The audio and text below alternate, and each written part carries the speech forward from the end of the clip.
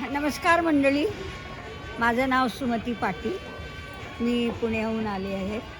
इथे माझ्या भाचीचं म्हणजे माझ्या भावाच्या मुलीचं लग्न होतं, त्यासाठी मी खास आले आहे.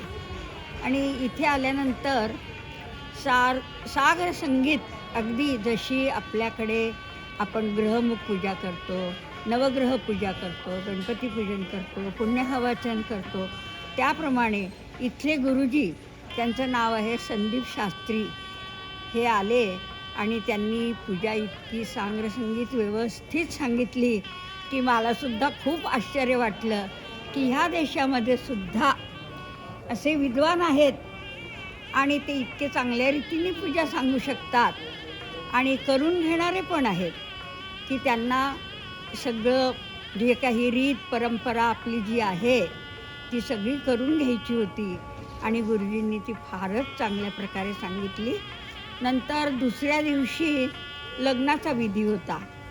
तर लग्नाच्या विधीमध्ये सुद्धा गुरुजींनी फारच कमाल केली.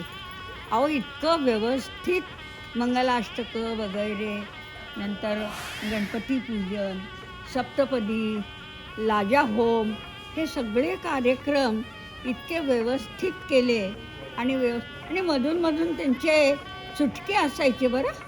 सगळ्यांना हसवायचं, काहीतरी मध्ये एखादा विनोद सोडायचा की त्यामुळे प्रेक्षकांना आणि मुलांना, स्पेशली यंग जनरेशनला, की त्या विधीचा अजिबात कंटाळा आला नाही.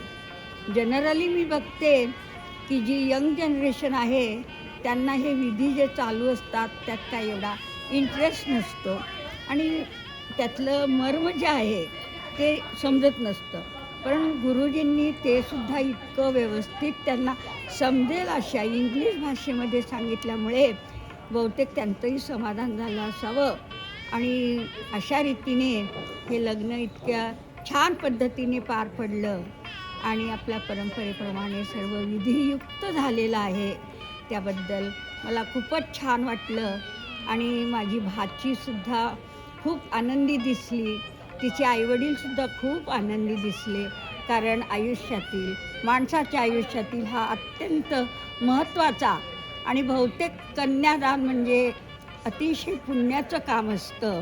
हा टप्पा पार पडलेला आहे आणि त्याबद्दल